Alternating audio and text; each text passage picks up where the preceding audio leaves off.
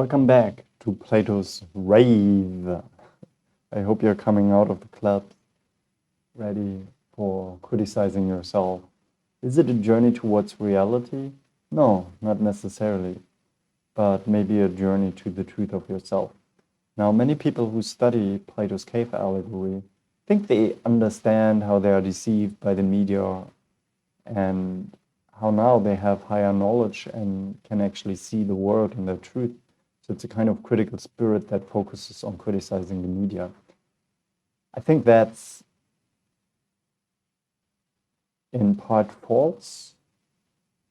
In other parts, it's by far not deep enough. I think Socrates wants to lead us much further, but we have to understand how this is not just a criticism of the media, but a criticism of our whole life. Well, that's my interpretation, but I suggest we just jump back into the text immediately and try to figure out what he says. This passage actually is a little bit more difficult now. Just a reminder, we have explained the cave allegory, people sitting in the cave, being chained. Someday somebody shows them, no, there's the light, their eyes get used to it, they come back to the cave, and now seeing the shadows that the other cave dwellers take to be reality makes no sense to them, and it alienates the other cave dwellers, which finally leads to the fact that they kill the person who, in fact, has more knowledge about the way reality works. Socrates goes on now. Well then, my dear Glaucon said, this image as a whole must be connected with what was said before, like the domain revealed through sight to the prison home, and the light of the fire in it to the sun's power. So he's comparing here something, right?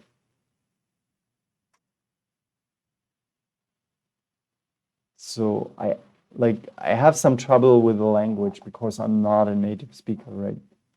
But liking the domain revealed through sight to the prison home.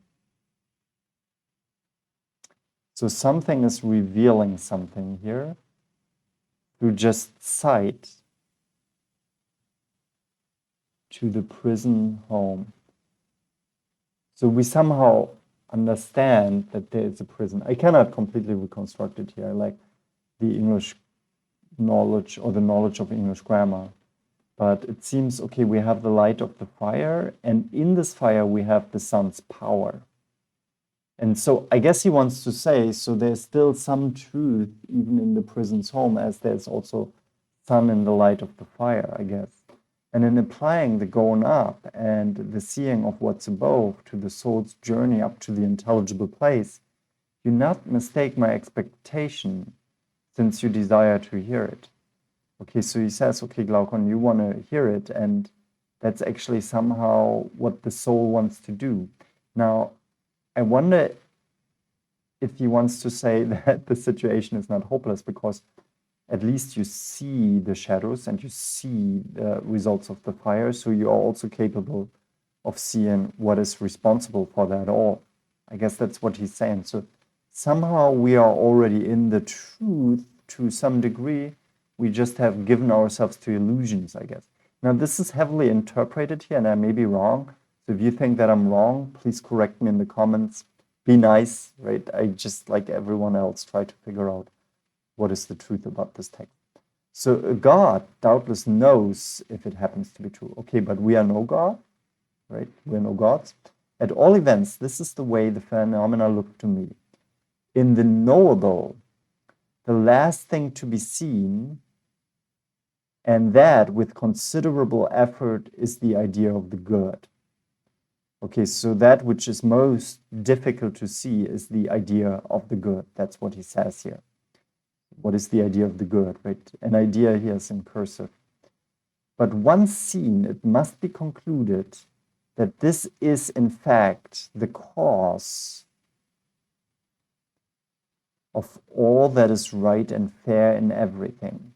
In the visible, it gave birth to light and its sovereign. In the intelligible, itself sovereign, it provided truth and intelligence, and that the man who's going to act prudently in private or in public must see it.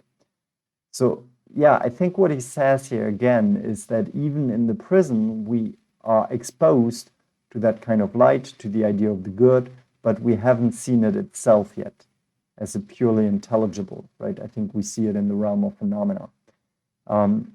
Now, I really wonder what that means here, in that we have to accept it once seen. Like, what does it mean to see it?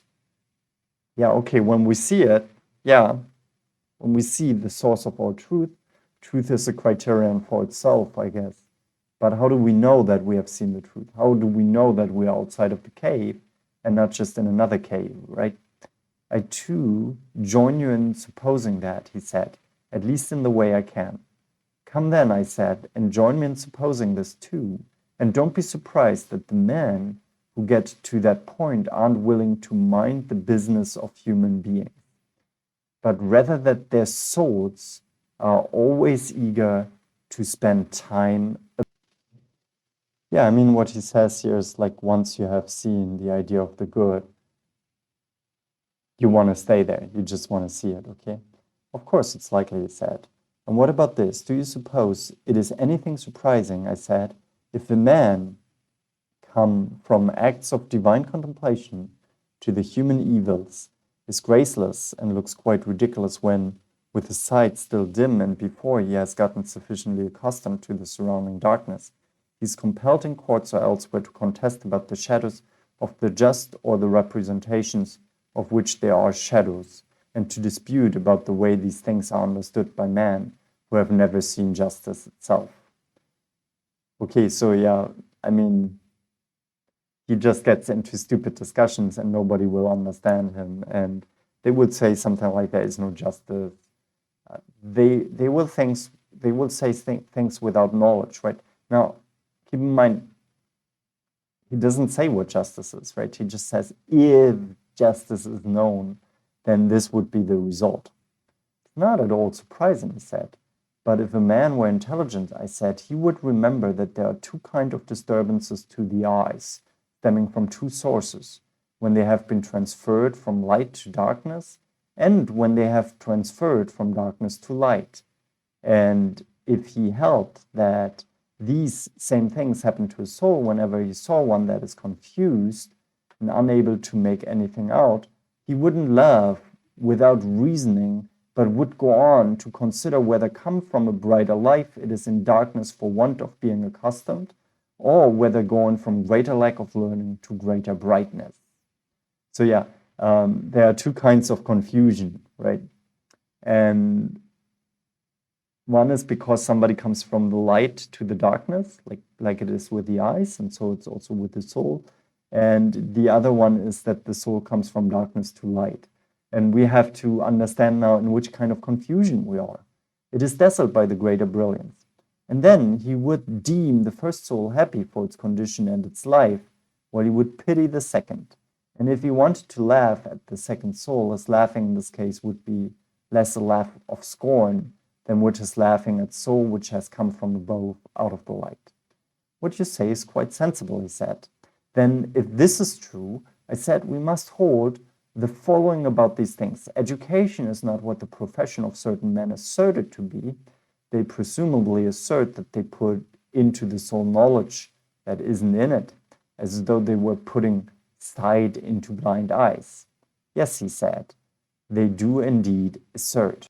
Yeah, so certainly some people claim that they teach, while teaching is not about putting knowledge into someone, kind of helping them to discover that knowledge themselves, right? How do you think about it? But the present argument, on the other hand, I said, indicates that this power is in the soul of each, and that the instrument with which each learns, just as an eye is not able to turn toward the light from the dark without the whole body, must be turned around from that which is coming into being, together with the whole soul, until it is able to endure, looking at that which is, and the brightest part of that which is. And we affirm that this is the good, don't we? So basically what he argues here is that the capacity for seeing the truth is in the soul, But in order to endure the truth, we have to train our eyes, and since we turn our eyes towards the light, we also have to train the whole body. I think it prepares this idea of education. Here we can go on, yes.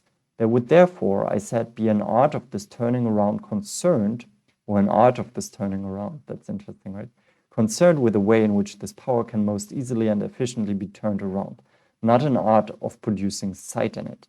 Whether this art takes as given that sight is there, but not rightly turned nor looking at what it ought to look at, and accomplishes this object.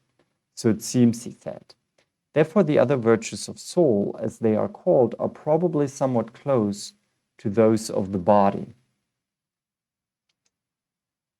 Yeah, I don't know why the other virtues of the soul are close to the body here. I must say, when I read the last sentence, I didn't really pay attention. I was thinking about something else. So, okay, we talk about an art of turning around, right? And now we ask how we turn around efficiently. And that is not an art of producing sight. Okay, I get that. This art takes as a given that sight is there. Okay, sight is there. We can already know. We are in the knowing, but not rightly turned or looking at what it ought to look at. And so we are just not turned in the right direction, right? So, but now I don't understand why is for that reason the other virtues of the soul close to the body. I suggest that we read this last chapter and then we finish here. I hope we get an answer for that question. For there are not there before and are later produced by habits and exercises.